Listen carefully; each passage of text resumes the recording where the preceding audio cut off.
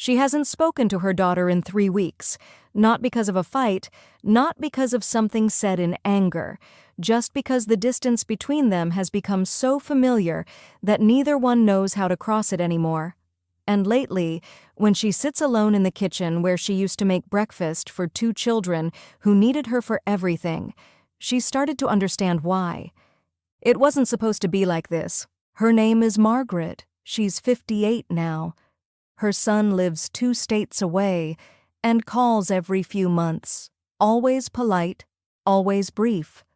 Her daughter lives 20 minutes across town and feels further. They see each other on birthdays and holidays, sometimes for coffee if one of them suggests it first. The conversations are pleasant, safe. There's affection there, but it sits behind glass. Margaret can feel it, but she can't quite touch it. She didn't always feel this way. There was a time when she knew her children so completely that she could tell what kind of day they'd had just by the sound of the door closing when they came home. She knew which shirts they liked, which foods they'd eat only if she cut them a certain way, what scared them in the dark. She was the center of their world, and they were the center of hers. She had them young, 24 and 26. A boy first, then a girl 2 years later. Their father worked long hours in sales, traveling often, and Margaret stayed home. That wasn't unusual then. Most of the mothers on her street did the same. She'd always imagined she'd go back to work eventually, maybe when the kids were older, but the years passed quickly, and there was always something that needed her attention. A school project, a fever, a permission slip forgotten on the counter. She was a good mother, everyone said so. She kept the house clean, the children fed and dressed. She volunteered at the school. She drove carpool. She made Halloween costumes from scratch and remembered every child's allergy at birthday parties. She read parenting books and tried to do everything the way the experts recommended. She wanted to get it right. But there was something else underneath all of that. Something she didn't talk about, not even to her husband.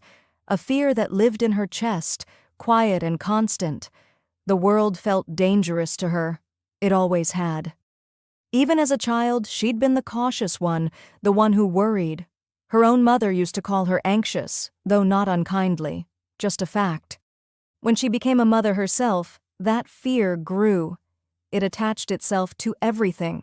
To the kids riding bikes without helmets. To sleepovers at houses she didn't know well. To the news stories that played on a loop about children who'd been hurt, lost, taken. She couldn't stop thinking about all the ways things could go wrong. So she made a decision, not all at once. It happened gradually, over years, in 1,000 small moments. She decided that the best way to protect her children was to keep them close, to know where they were, to control the variables, to make sure nothing bad could reach them. It started small. She said no to the sleepover at a friend's house because she didn't know the parents well enough. She said no to the school trip that required an overnight stay.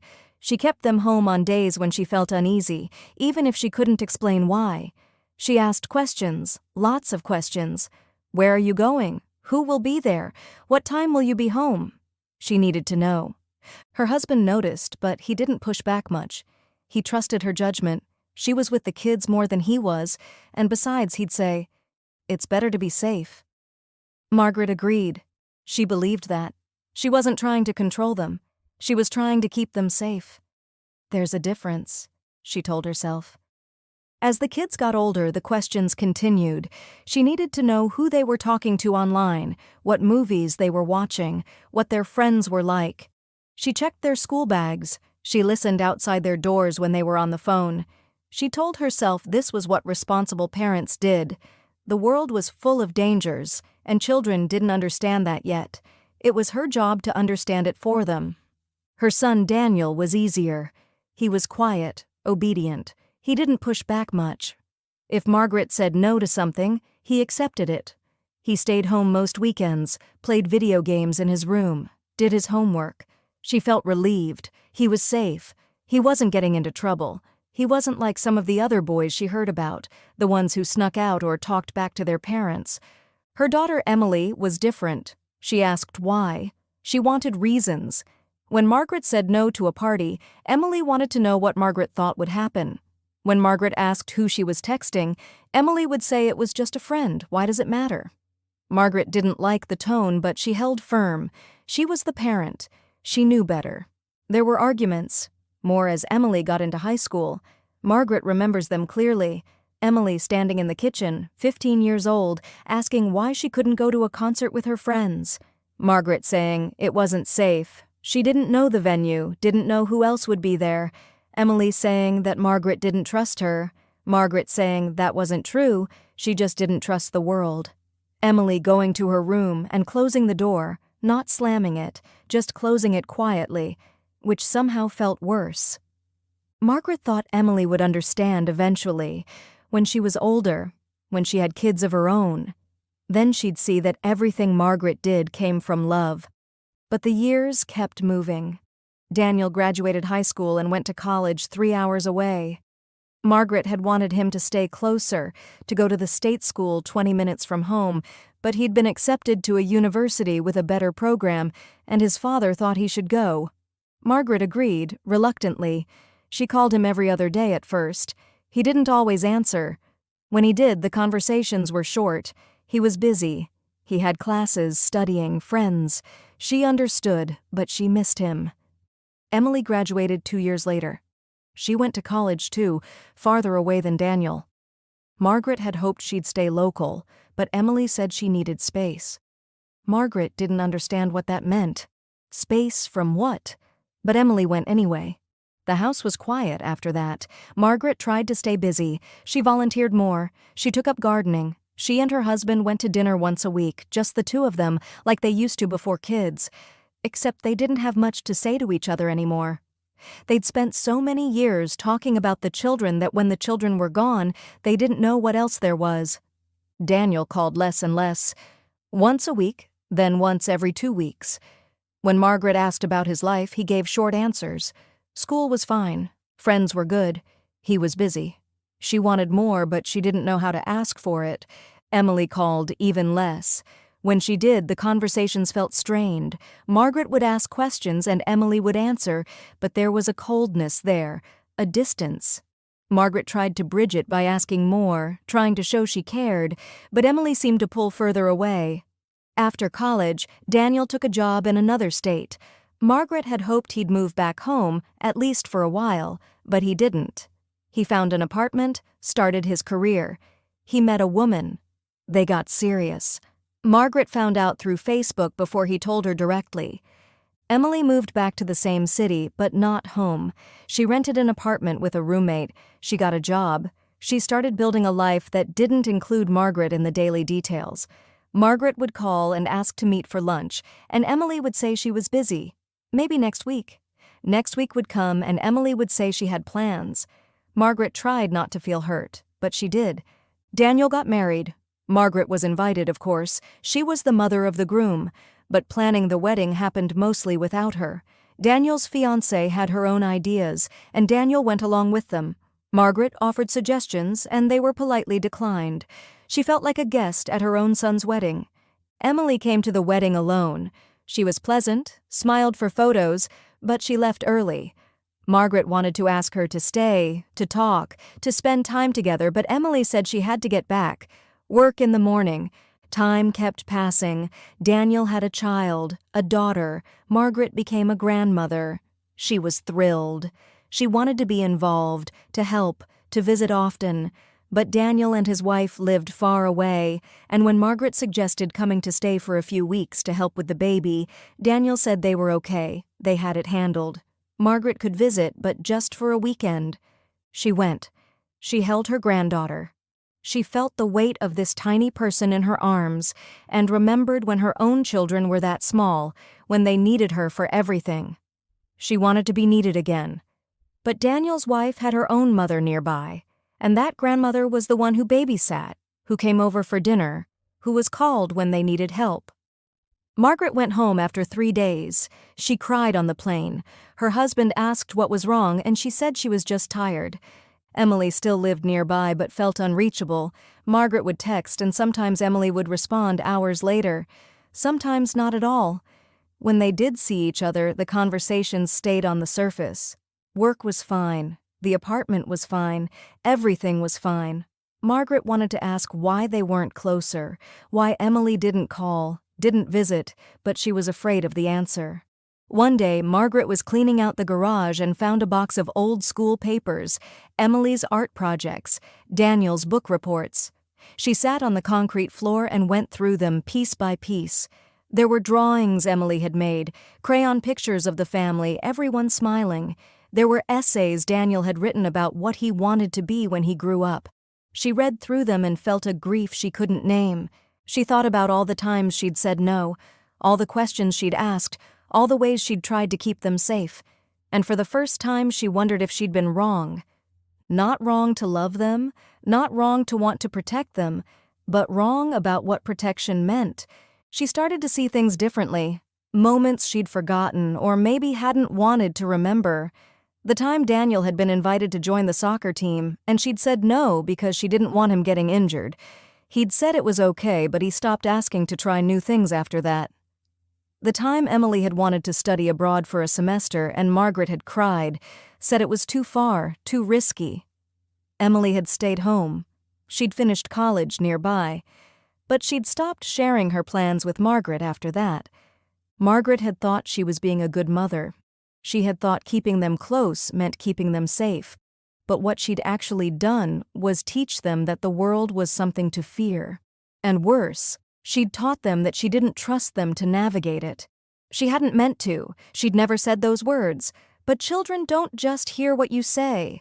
They hear what you mean. They feel what you fear. And now they were adults, and they'd learned that lesson well. They kept their distance. They kept themselves safe. From the world? Yes. But also from her. Margaret didn't know how to fix it. She thought about calling Emily, really talking to her, trying to explain. But what would she say? "I'm sorry I loved you too much. I'm sorry I was afraid." It sounded hollow even in her own mind.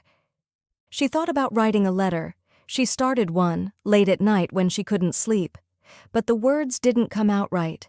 Everything she wrote sounded like an excuse, or worse, like she was asking for forgiveness when she wasn't sure she deserved it. Her husband retired. They talked about traveling, seeing the country, maybe visiting Daniel more often. But when they suggested it, Daniel said they were welcome any time, but he was busy with work and the baby, maybe in a few months. The few months came and went.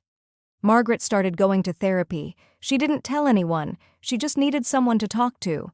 The therapist asked about her childhood, her relationship with her own mother. Margaret talked about growing up in a house where feelings weren't discussed, where worry was constant but never named. The therapist asked if Margaret had ever felt truly safe as a child.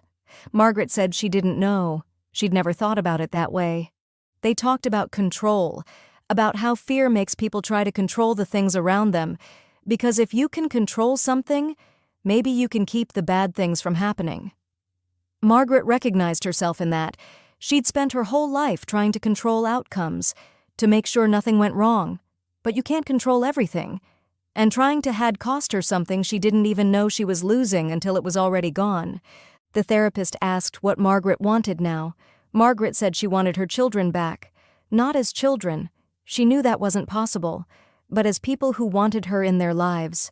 Who called because they wanted to, not because they felt obligated. The therapist asked if Margaret had told them that. Margaret said no. She didn't know how.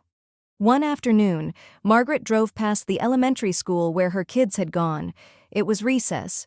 Children were running around the playground, laughing, falling down, getting back up. She watched a little girl climb to the top of the jungle gym, way higher than seemed safe, and jump off into the sand below. She landed hard, sat there for a second, then got up and did it again. Margaret wanted to get out of the car and tell the girl to be careful, to climb down slowly, to stop before she got hurt. But she didn't. She just sat there and watched. And the girl was fine. She thought about all the times she'd stopped her own children from climbing too high, running too fast, trying something that scared her. She'd thought she was protecting them, but maybe what she'd actually done was tell them they weren't capable, that they needed her to keep them from falling. And now they were grown, and they didn't need her anymore, and they'd learned not to let anyone catch them when they did fall. Emily called one Sunday. "Just to check in," she said. They talked for 10 minutes. Work was good. The weather was nice. Emily had started taking a pottery class. Margaret asked questions, but not too many. She was trying to be different, trying to let Emily lead the conversation. It felt awkward, unnatural. But Emily didn't hang up as quickly as usual. When they said goodbye, Emily said they should get coffee soon. Margaret said she'd like that. They did get coffee. 2 weeks later, they sat in a cafe and talked about small things. Emily's new hobby, Margaret's garden. It wasn't deep. It wasn't the kind of conversation Margaret wanted. But it was something. Margaret didn't apologize. She didn't know if an apology would mean anything now. Too much time had passed. Too many moments had built up into a wall between them. You can't tear down a wall with one conversation. But she tried to be different.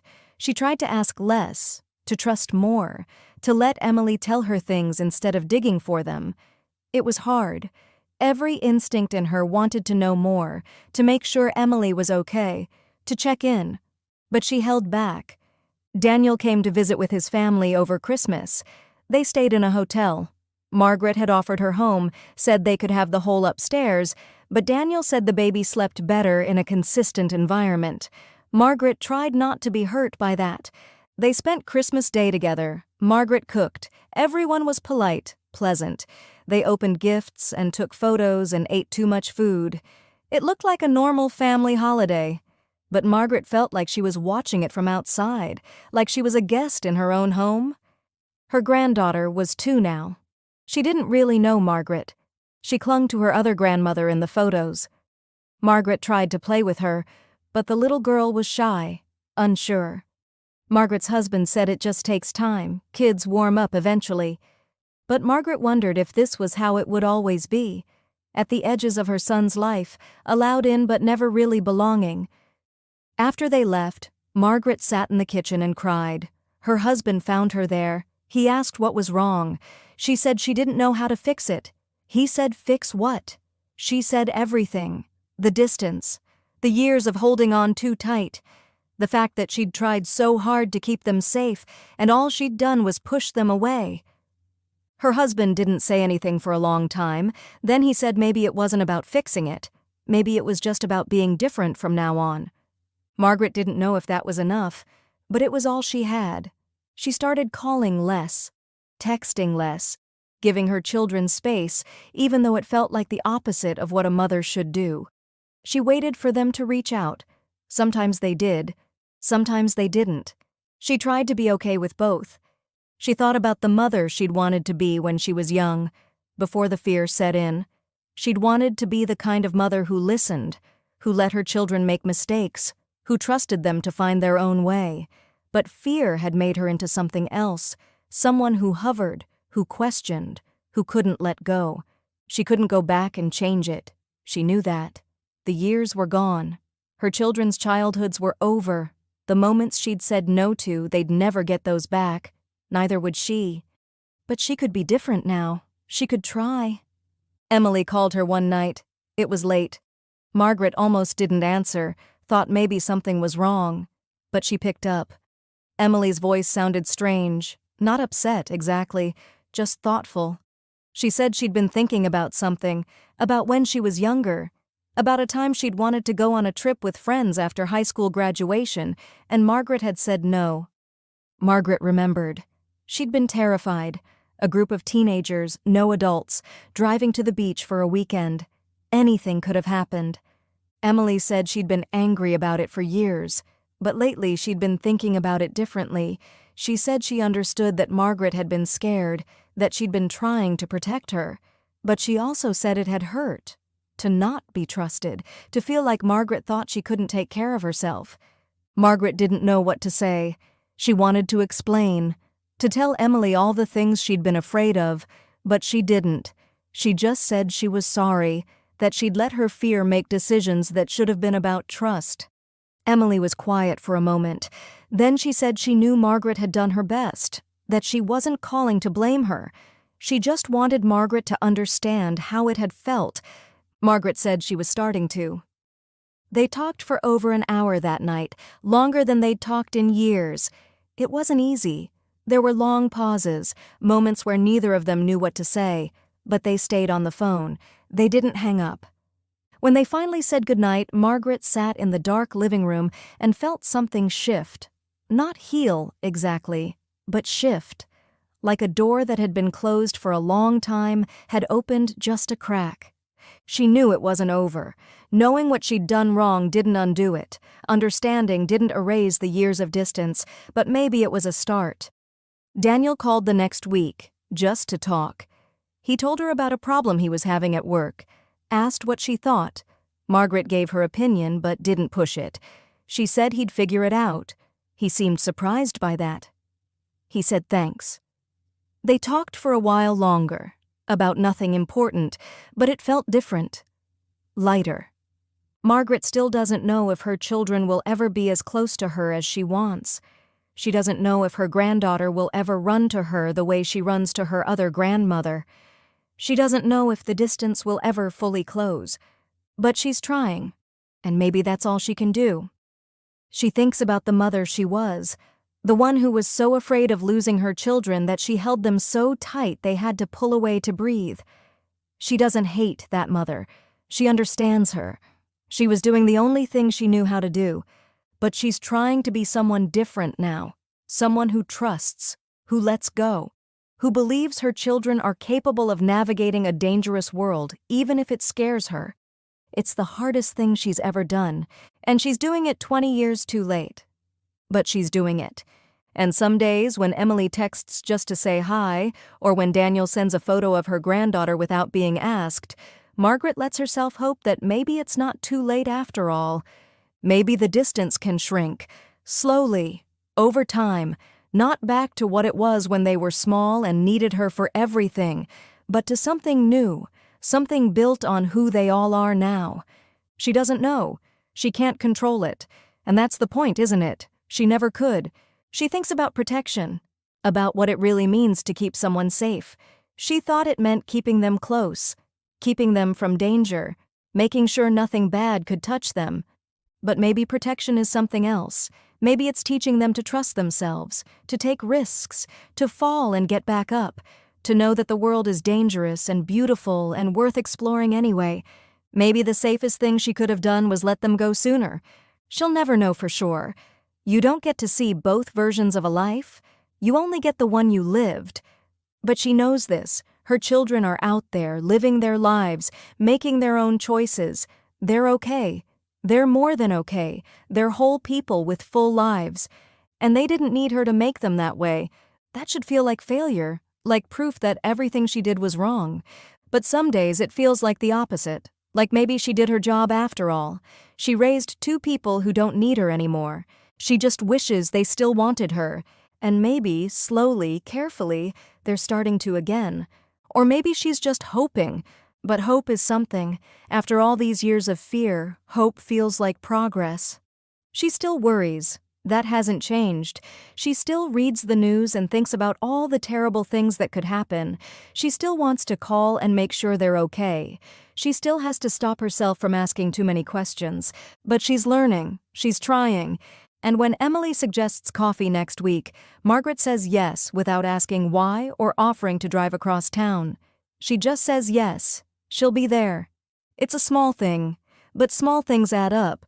She's starting to believe that maybe, after all this time, there's still a chance to build something new, not what she had when they were small, but something else, something built on respect and boundaries and slow, careful trust.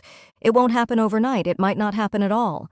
But she's going to try, because the alternative is sitting in this house, surrounded by memories of children who don't call, wondering where it all went wrong. And she knows where it went wrong now. She was so busy trying to save them that she forgot to let them live. She thought love meant holding on. She didn't realize it meant letting go. And now, 20 years later, she's finally learning.